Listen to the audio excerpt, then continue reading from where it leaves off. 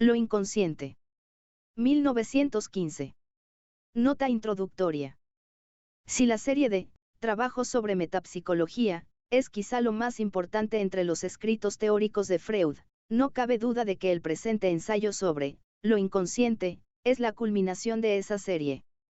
El concepto de que existen procesos anímicos inconscientes es, desde luego, fundamental en la teoría psicoanalítica.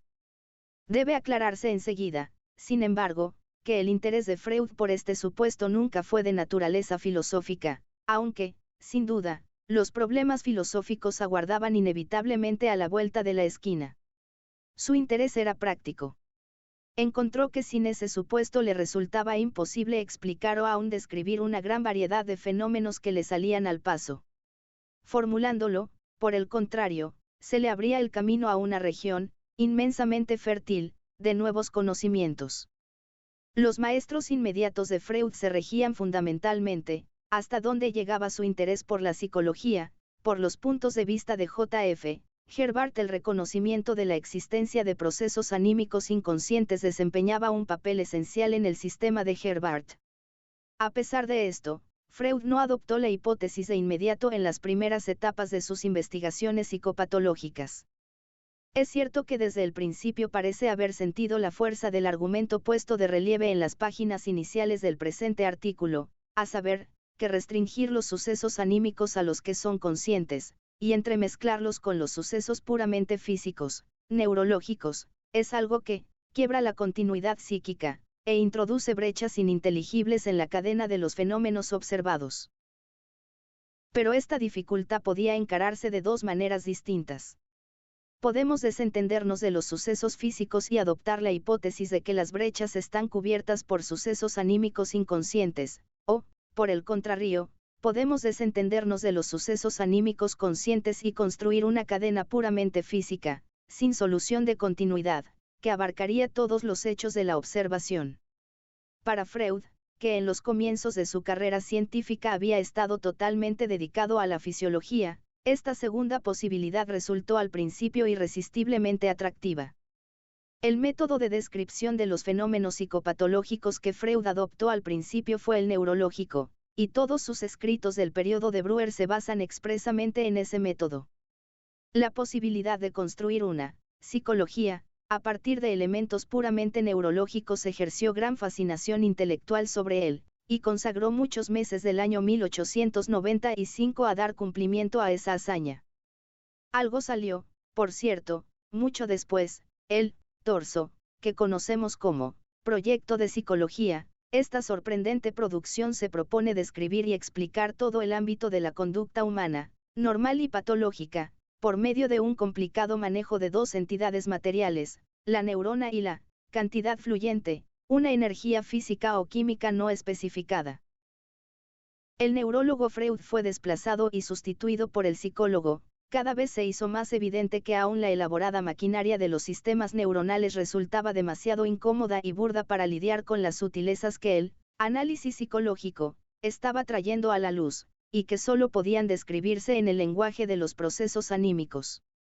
Estampó por primera vez en letra impresa la expresión, lo inconsciente, en una nota al pie de ese historial clínico, y aunque la teoría ostensible que sirve de base a su participación en los estudios sobre la histeria 1895 sea neurológica, ya se insinuaba firmemente allí la psicología, y con ella la necesidad de los procesos anímicos inconscientes. Pocos años más tarde, en la interpretación de los sueños 1900, había ocurrido una extraña transformación. No solo desapareció por completo la explicación neurológica de la psicología, sino que buena parte de lo que Freud escribiera en el proyecto, en términos del sistema nervioso resultaba ser ahora válido, y mucho más inteligible, al traducírselo a términos anímicos. El inconsciente quedó, de tal modo, establecido de una vez para siempre. Pero, debe repetírselo, Freud no estableció una mera entidad metafísica. Lo que hizo en el capítulo 7 de la interpretación de los sueños fue, por así decir, convertir la entidad metafísica en algo de carne y hueso. Por primera vez mostró cómo era el inconsciente, cómo trabajaba, cómo difería de otras partes de la psique y cuáles eran sus relaciones recíprocas con ellas. En el artículo que sigue volvió a esos descubrimientos, ampliándolos y profundizándolos. No obstante, ya antes de eso se había hecho evidente que el término, inconsciente, era ambiguo. 3 años atrás, en el artículo que escribió en inglés para la Society for Psychical Research, había investigado cuidadosamente tales ambigüedades, y diferenciado entre los usos, descriptivo, dinámico, y, sistemático, de la palabra. Repite estas distinciones en la sección 2 del presente artículo pese a la insatisfactoria aplicabilidad del criterio para distinguir, consciente o inconsciente. Freud insistió siempre en que ese criterio, es en definitiva la única antorcha en la oscuridad de la psicología de las profundidades. La palabra alemana, Bewusstsein, conciencia, sí tiene un sentido activo.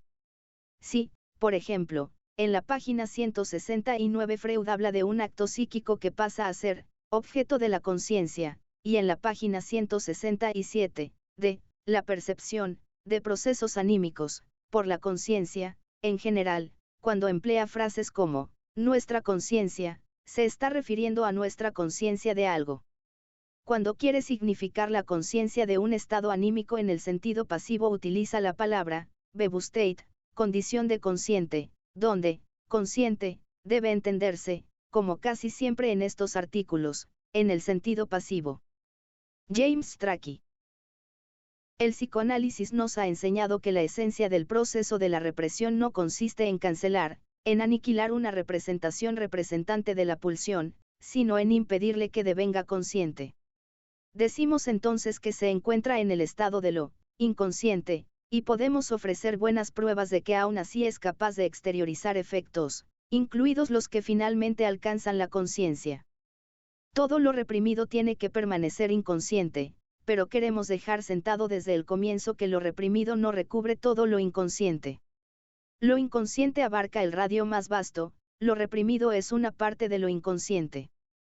¿De qué modo podemos llegar a conocer lo inconsciente? Desde luego, lo conocemos solo como consciente, después que ha experimentado una transposición o traducción a lo consciente. El trabajo psicoanalítico nos brinda todos los días la experiencia de que esa traducción es posible. Para ello se requiere que el analizado venza ciertas resistencias, las mismas que en su momento convirtieron a eso en reprimido por rechazo de lo consciente. Notas. Hemos traducido lo inconsciente, salvo en los casos en que el texto se refiere al sistema inconsciente, donde recurrimos al artículo masculino. Lo importante es advertir que no corresponde asociar este problema del género gramatical con el de averiguar si para Freud, inconsciente, es cualidad o cosa. Esto último debe discernirse por el contexto. 1. Justificación del concepto de lo inconsciente. Podemos aducir que el supuesto de lo inconsciente es necesario y es legítimo, y que poseemos numerosas pruebas en favor de la existencia de lo inconsciente. Estamos familiarizados con ocurrencias cuyo origen desconocemos y con resultados de pensamiento cuyo trámite se nos oculta. Estos actos conscientes quedarían inconexos e incomprensibles si nos empeñásemos en sostener que la conciencia por fuerza ha de enterarse de todo cuanto sucede en nosotros en materia de actos anímicos, y en cambio se insertan dentro de una conexión discernible si interpolamos los actos inconscientes inferidos. Y si después se demuestra que sobre el supuesto de lo inconsciente podemos construir un procedimiento que nos permite influir con éxito sobre el decurso de los procesos conscientes para conseguir ciertos fines, ese éxito nos procurará una prueba incontrastable de la existencia de lo así supuesto.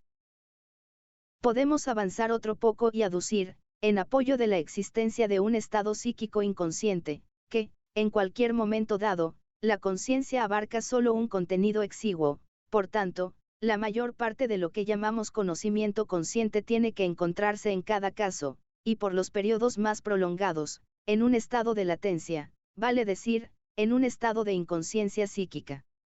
Pero ahora nos sale al paso una objeción: estos recuerdos latentes ya no deberían calificarse más de psíquicos, sino que corresponderían a los restos de procesos somáticos de los cuales lo psíquico puede brotar de nuevo.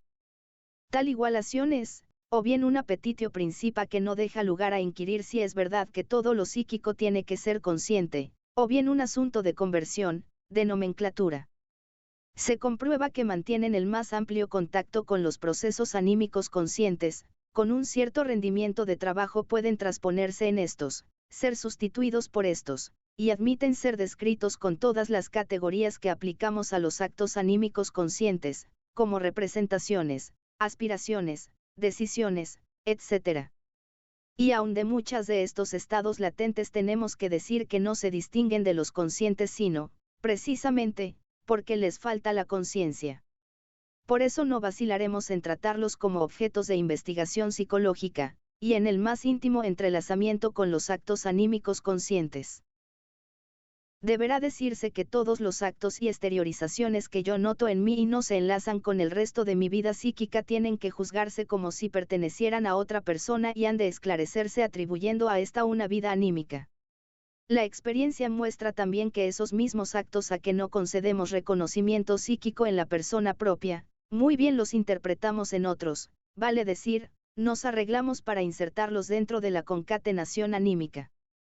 Sí, a pesar de esa renuencia interior, volvemos hacia la persona propia aquel modo de razonamiento, él no nos lleva a descubrir un inconsciente, sino, en rigor, al supuesto de una conciencia otra, una conciencia segunda que en el interior de mi persona está unida con la que me es notoria. El análisis apunta que los diversos procesos anímicos latentes que discernimos gozan de un alto grado de independencia recíproca, como si no tuvieran conexión alguna entre sí y nada supieran unos de otros.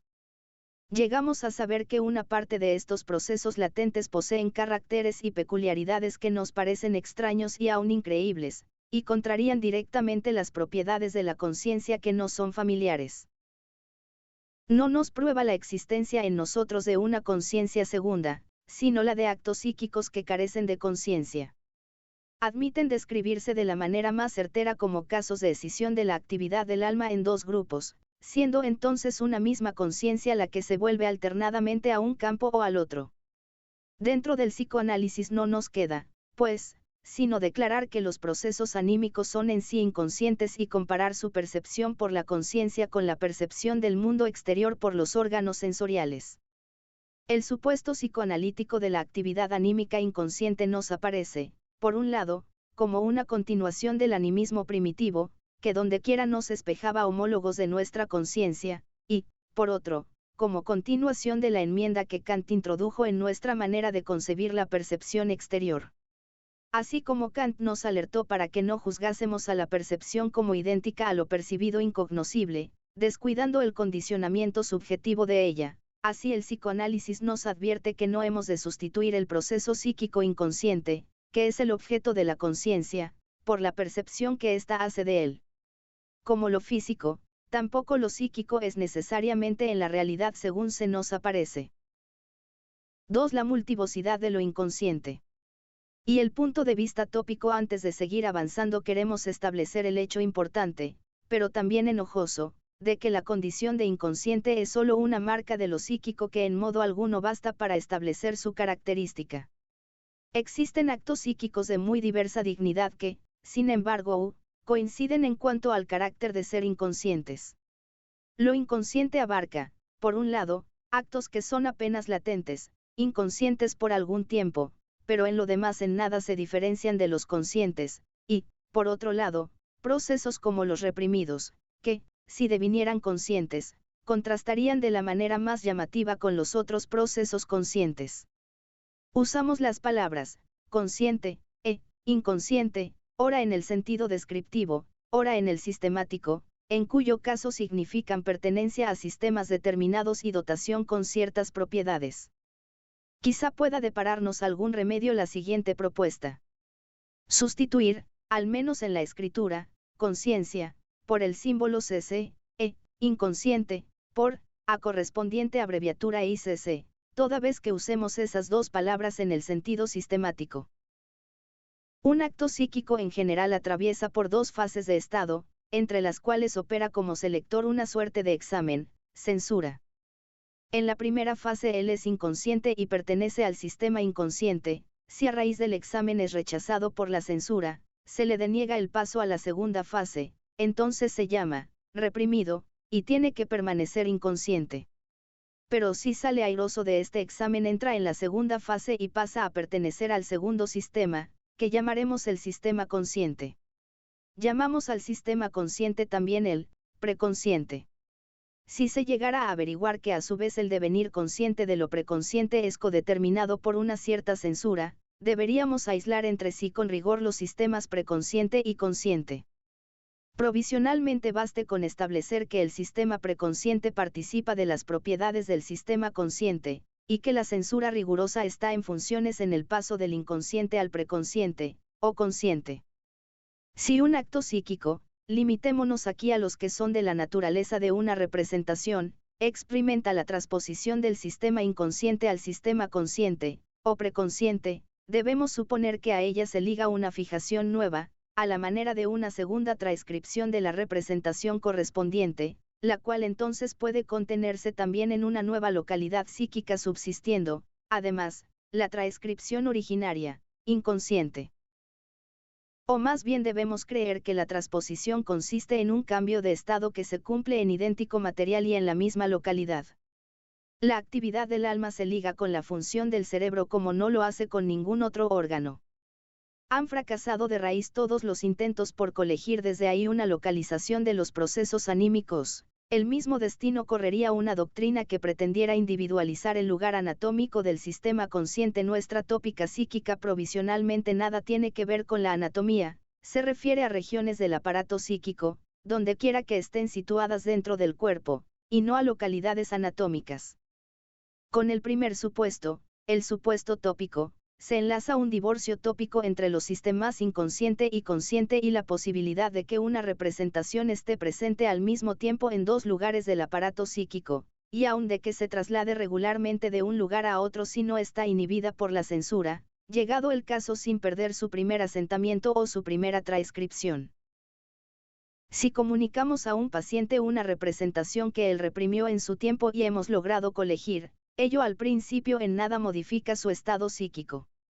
El paciente tiene ahora la misma representación bajo una doble forma en lugares diferentes de su aparato anímico. Primero, posee el recuerdo consciente de la huella auditiva de la representación que le hemos comunicado, y en segundo término, como con certeza sabemos, lleva en su interior, y en la forma que antes tuvo, el recuerdo inconsciente de lo vivenciado.